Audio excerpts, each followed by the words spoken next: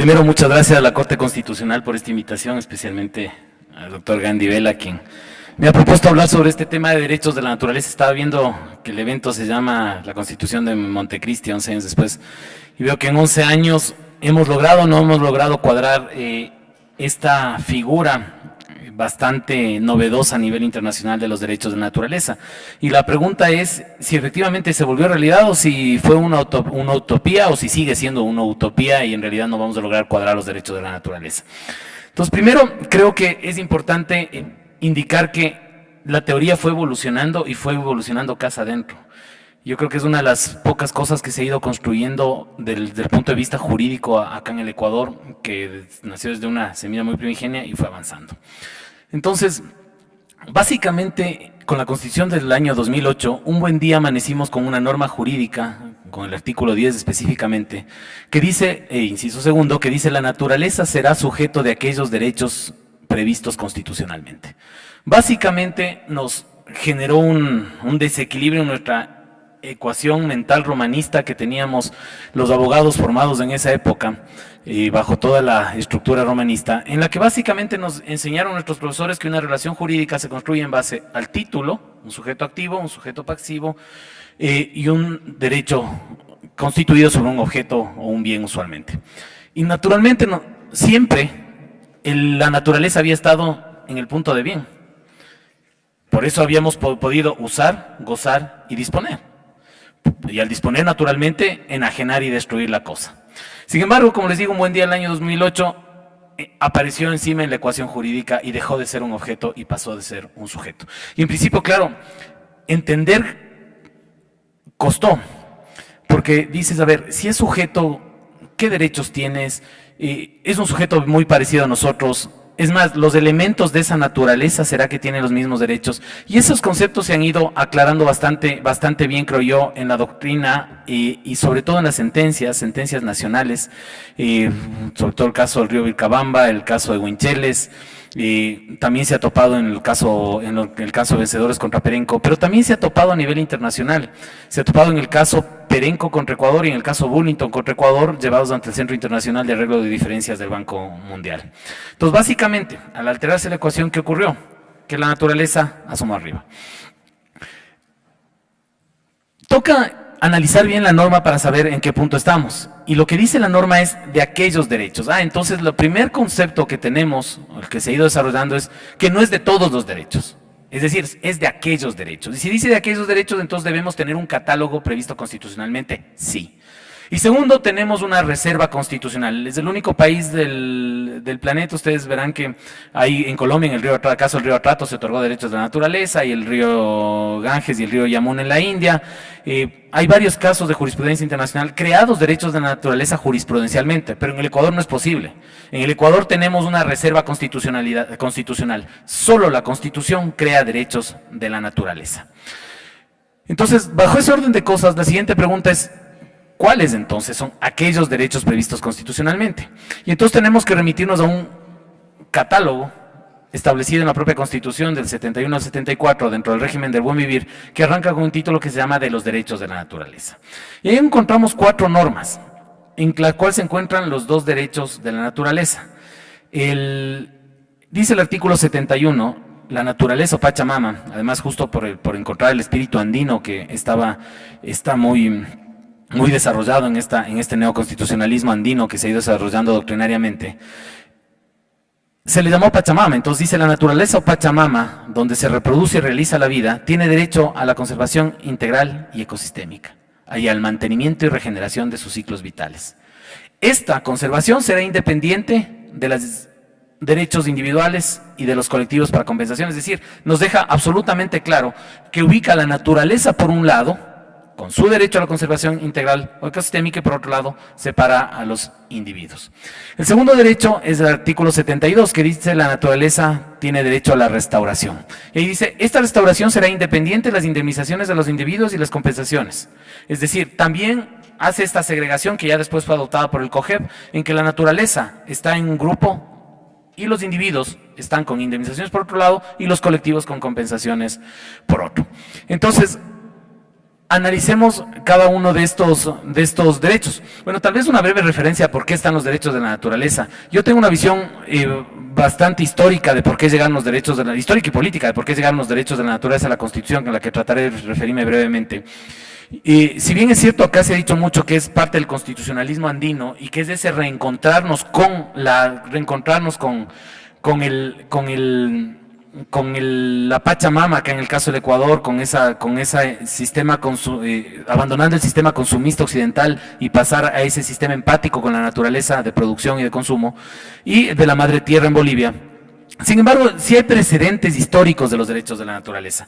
Fíjense que en Estados Unidos, en el año 72, se escribe un ensayo que se llama Los árboles tienen derecho a legitimación, también ha sido traducido como Los árboles tienen derecho, escrito por un profesor de California, el profesor Christopher Stone, que comentaba este tema a propósito de una ascendencia de disidencia del juez William Douglas en un caso muy singular que involucró a la empresa Disney, en el cual la empresa Disney quería construir en el Mineral Cane Valley un parque de diversiones. Naturalmente pidió la licencia ambiental, le concedieron y luego hubo una serie de impugnaciones que llevaron el caso hasta la Corte Suprema de Estados Unidos, la cual por defectos procesales echó abajo la sentencia de instancia. Sin embargo, el juez Douglas dio un voto de disidencia manifestando que los secuoyas tienen derechos. Entonces, claro, hizo colapsar todo el esquema mental en Estados Unidos ya en los años 70, porque decían, claro, a ver, entonces, ¿tiene derechos? Y empieza esta disquisición. El profesor Stone después hace un retorno en su teoría y dice no necesariamente tienen derecho, sino tienen derecho a una representación y luego pasa al sistema de límites permisibles. Pero esa sentencia permeó mucho en el sistema de ecologismo profundo. Ecologismo profundo que maneja una teoría, que es la teoría ecocéntrica o biocéntrica, que pone a la naturaleza como eje central de las preocupaciones. Y entonces se generaron una serie de discusiones a nivel doctrinario en la ecología profunda, donde Godofredo Stutzing, Oso, sobre todo, generaron esa construcción de que la naturaleza debe ser entendida con una empatía con nosotros, como dice incluso ya en una consideración más política, Galeano nos dice que es nuestra madre, nuestra hermana, y la naturaleza tenemos que cuidarla.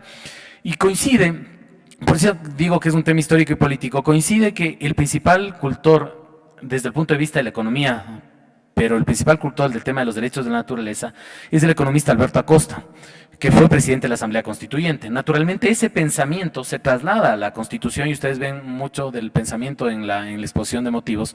Y claro, fue una coyuntura política la que permitió que efectivamente terminemos con la norma en la Constitución. Entonces tenemos la norma, artículo 71, la naturaleza o Pachamama tiene derecho a la conservación integral ecosistémica. Y aquí hay que precisar, porque uno pensaría, es que es derecho a cualquier conservación y hay que cuidar cada uno de los animalitos de la creación. Pero claro, no te está diciendo eso. Te está diciendo conservación ecosistémica, es decir, conservación de los recursos naturales, abióticos, aire, agua, suelo y sobre todo lo de la biodiversidad, que ha sido definida ya en el Convenio de Diversidad Biológica como la variabilidad de organismos vivos, los genes, los genes de los individuos, las especies y todo lo que conforma estos ecosistemas. Entonces lo que busca proteger son estas relaciones de vida, ¿sí? En donde los animales nacen, crecen, se reproducen y también mueren. ¿Sí? Busca proteger todo ese andamiaje ecosistémico que permite que se siga conservando la vida. Y como les digo, los animales nacen, crecen, se reproducen y mueren. Distinta de la protección de un solo individuo, que ahora todavía tenemos la conceptualización en el Código Civil de que pese a que tenemos varias normas ya de crueldad animal y estamos yendo a la protección mucho de los animales, sin embargo el Código Civil sigue considerando a los animales como un bien. Entonces todavía no hemos dado ese salto, pero claro, tampoco es la protección individual. Y por esa razón, en el 74 de la misma Constitución, aparentemente entramos en una contradicción, porque el 74, dentro del mismo título de los derechos de la naturaleza, nos dice, los seres humanos, los colectivos, tienen derecho a beneficiarse de la naturaleza en cuanto les sea indispensable para su buen vivir. Entonces tenemos... En el 71 tenemos derecho a la conservación integral ecosistémica y en el 74 tenemos derecho a beneficiarnos, es decir, volvemos a cosificar las cosas de la naturaleza. Y claro, si no sería impensable la vida. Y por esa razón el propio Alberto Acosta, que tiene la base teórica y que en el de derechos de la naturaleza y que fue quien construyó la exposición de motivos en su mayor parte, manifiesta que no estamos hablando de una naturaleza intocada, sino que estamos hablando de que los ecosistemas se mantengan inalterados para poder seguir manteniendo la vida. Entonces, claro, naturalmente, si hay un arbolito y yo tengo que construir un escritorio, el arbolito, en tanto y en cuanto yo tenga licencias de aprovechamiento forestal o no esté complicando un área protegida, tendrá que ser destruido para poder yo construir poder construir este arbolito. Bajo ese orden de cosas, entonces, ¿qué busco? La protección ecosistémica. Si se dan cuenta, entonces no busco la protección individual, sino la protección de todo. Por esa razón yo siempre he sostenido que el tema de los derechos de los animales no empata con el tema de la conservación de la naturaleza. Porque muchas veces, inclusive podrá tener que ponderarse unos y otros. ¿Qué busca la protección del derecho animal? Lo que busca es una vida digna, y busca una muerte digna de esos animales. ¿Qué busca los derechos de la naturaleza? La conservación ecosistémica. Entonces, eventualmente, alguna vez incluso podría no coincidir uno con otro.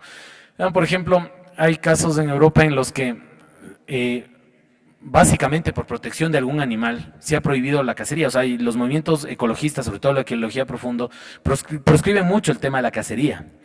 Pero fíjense que en España se produjo un fenómeno que había en el Parque Nacional Monfragüe, había un animal en peligro de extinción, dos en realidad, pero el más importante era el lince ibérico. Y justo coincidió que grupos de ecologistas lucharon y consiguieron que se prohíba los cotos de caza en ese sector.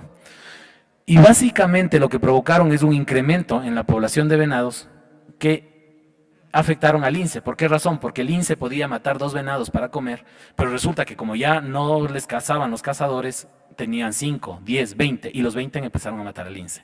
Con lo cual en el Parque Nacional tuvieron que permitir la cacería para efectos de que el lince ibérico siga manteniendo la conservación ecosistémica. Un caso más cercano, el caso de Galápagos, donde se ha hablado si es que existe o no existe derechos de la naturaleza. Cuando las tortugas Galápagos en el parque, en la isla Pinzón, dejaron de nacer, lo que hizo la Fundación de Conservación de Islas fue sacar todos los animales de la isla. Y claro, básicamente porque los huevos de tortuga estaban siendo comidos por los perros, los chivos, las ratas y las cucarachas también tenían mucho que ver en esto. Entonces, claro, a los perros les trasladaron al continente, a los chivos les mataron, a las ratas también les mataron y a las cucarachas les fumigaron. Entonces, fíjense, estamos afectando ciertos animales, tenemos que matar animales, ¿para qué? Para que el ecosistema en Isla Pinzón se rehabilite. Y entonces luego fueron reinsertando a los animales en la isla, y entonces ahora ustedes vean que la tortuga Galápagos está ya en la Isla Pinzón. Entonces vean cómo esa conservación ecosistémica está atada a qué tengo que proteger. Usualmente tenemos que estar atado a los listados internacionales de protección de animales, por ejemplo la lista CITES de especies en peligro de extinción, especies amenazadas, especies migratorias, o a listados nacionales como el Libro Rojo de las Aves, el Libro Rojo de los Mamíferos. Pero básicamente no es toda protección a cualquier individuo de biodiversidad, sino es a toda la biodiversidad en su conjunto. Luego ustedes tienen el derecho a la restauración. En principio se tenía dudas respecto a qué es la restauración, pero en la sentencia Burlington contra Ecuador, en el caso Ciadi, lo que se dijo es que básicamente le corresponde al Estado determinar qué era esa restauración. Y la restauración está definida por el Estado ecuatoriano como retornar a los parámetros de los componentes aire, agua, suelo, biodiversidad en los estándares establecidos por el Ministerio del Ambiente. Entonces, ¿qué pasó? Se colocó los estándares de remediación en cabeza de la Autoridad Ambiental Nacional. Entonces, esos son los estándares que se debe cumplir para que la naturaleza tenga derecho a esa restauración. Entonces, no es una naturaleza intocada tampoco, sino que existe todo un sistema de límites permisibles, de criterios de calidad y además de sistemas de control de biodiversidad que permiten decir si algo se restauró o no se restauró. Pero nuestra Constitución separa estos conceptos del de remediación, que es básicamente solo para aire, agua y suelo, de la reparación integral, que ya abarca a los individuos. Es decir, ¿los individuos están sometidos al derecho a la restauración? No, no están, porque la Constitución dice que los individuos tienen derecho a la indemnización y los colectivos tienen derecho a la compensación, ¿sí? Pero separa. Entonces, los individuos no forman parte de esta restauración, con lo cual yo creo que hemos llegado en el Ecuador a formular una teoría ecocéntrica bastante interesante. Yo creo que hemos llegado al ecocentrismo, entendiendo que el ecocentrismo, como les decía, es la naturaleza en el centro de las preocupaciones y en cambio el antropocentrismo es el ser humano todavía como centro de preocupaciones. Bajo este orden de cosas, dos casos de los más importantes que se han dado en el Ecuador es el caso del río Vilcabamba, donde la señora Elia Norguir, a propósito de la construcción de la carretera Vilcabamba-Quinara, presentó una acción porque también estaba siendo afectada, pero básicamente presentó a nombre del río Vilcabamba, indicando que se estaba afectando la conservación integral ecosistémica. Fue la primera sentencia de derechos de la naturaleza en el mundo y por esa razón es tan importante. La Corte de Nueva Loja, en el provincial de Nueva Loja, en segunda instancia, porque en primera fue rechazada, cuando empieza a tratar la acción de protección, lo que dice es, efectivamente, tenía que haber sacado licencias ambientales conforme establece la normativa. El gobierno provincial de Loja, que era quien construía la carretera, decía, no, yo soy la autoridad seccional y no voy a sacar la licencia ambiental. Entonces, al final, lo que se dijo en la acción de protección es, estamos protegiendo el derecho de la naturaleza a la conservación integral. Y además, en el tema de reparación integral, lo que dijo es, pidan que incluso que se pida disculpas públicas. No se hizo un análisis de qué significa conservación integral, que hubiera sido muy útil, pero se habló sí de los sistemas preventivos. El otro tema es del caso Huincheles, el derrame del oleoducto de crudos pesados del año 2013 en Esmeraldas. Se fueron 9,000 barriles de crudo sobre el río Huincheles, sobre el estero Huincheles, y se contuvieron en la carretera Esmeraldas-Quito. Se formó como un dique. Y claro, la preocupación hubiera sido que el dique se rompa y que vaya el petróleo al río Esmeraldas. Entonces se presentó una acción de medidas cautelares. Esta acción de medidas cautelares fue planteada por la propia compañía contaminante, por la compañía de oleoducto de crudos pesados. ¿Por qué? Porque el señor propietario del inmueble no quería dar ingreso para las tareas de remediación. Entonces los jueces ponderaron y dijeron, derecho de propiedad versus derecho de la naturaleza a la restauración. Es más importante el derecho de la naturaleza a la restauración. Rompieron el tema de propiedad privada y el allanamiento y dispusieron que las Fuerzas Armadas ingresen a la propiedad del señor y se procedieron a las tareas primero de mitigación y luego de eliminación del crudo, de los 9,000 barriles de crudo que estaban en ese sitio. Entonces, fíjense que hay casos ya de la naturaleza. Por esa razón, ya yendo a la pregunta que se me había formulado, yo creo que es importante las discusiones teóricas. Se ha discutido mucho acá respecto a si cabía o no cabía que la naturaleza tenga derechos, incluso si filosóficamente cabía este tema desde el punto de vista de que no tiene obligaciones. Pero yo personalmente creo que podemos discutir todo lo que sea, pero la naturaleza ya está en tribunales, la naturaleza ya ha demandado, la naturaleza ha ganado acciones de protección. Y tanto es así que incluso el COGEB ya tiene un capítulo que se llama de la representación de la naturaleza, donde se establecen los mecanismos cómo uno va a demandar en nombre de la naturaleza. Y es más, hay casos ya caratulados naturaleza versus alguien. Entonces, claro, la naturaleza ya está ahí. Yo creo que vino para quedarse en el Ecuador. Entonces yo sí creo que es un hecho. Es más, que el doctor Farid Simon, que es uno de los críticos de la teoría de los derechos de la naturaleza, lo que él dice es, yo no critico el tema de si es o no un hecho, es un hecho. Lo que critico es cómo se fue conceptualizando. Entonces, sabiendo que es un hecho, creo que ya tenemos normas jurídicas y creo que es una realidad, no creo que es una utopía. Lo que sí me parece es que la construcción debe realizarse desde adentro. Vino el juez ponente de la sentencia del Río Atrato desde Colombia, a exponer la sentencia porque esta teoría se ha ido permeando a otros países. Y en Colombia la Corte Constitucional colombiana dio derechos al río Atrato. Dijo que había que dar un paso adelante en la conceptualización y el río Atrato tiene derechos como un sujeto. Eso dijo la Corte, pero parte de otro supuesto. Cuando la Corte Constitucional colombiana toma el caso, era porque existía minería ilegal que estaba afectando la forma de vida de las comunidades. Y entonces entra a tratar los derechos de las comunidades, sobre todo las comunidades indígenas que estaban alrededor del río Atrato, y empieza otorgando el derecho al río Atrato en función de la comunidad. A mí me parece que eso es una regresión en el tema. Me parece que Colombia está atrasado en relación al Ecuador, porque como les digo, Ecuador, yo creo que llegamos al ecocentrismo, a establecerlo bastante bien, pero en Colombia está atado a una comunidad, está atado a personas. Entonces, por eso a mí no me gusta tener como referencia el río Atrato, porque nuestra jurisprudencia está mucho más adelantada. Es más, tenemos una constitución que ya nos ha vuelto ecocentristas. Entonces, yo creo que tenemos que seguir construyendo la teoría. Está ya en el COGEB, está en la constitución, hay juicios que están siendo llevados a cabo, por lo que yo no creo que es una utopía. Es una utopía desde un punto de vista, que es difícil construir. Es difícil construir la teoría porque es difícil romper el paradigma mental que tenemos de que la naturaleza no puede ser sujeto de derechos, pero partiendo de que es difícil, yo creo que ya está aquí, se han planteado juicios y está para quedarse. Muchas gracias, querido Gandhi.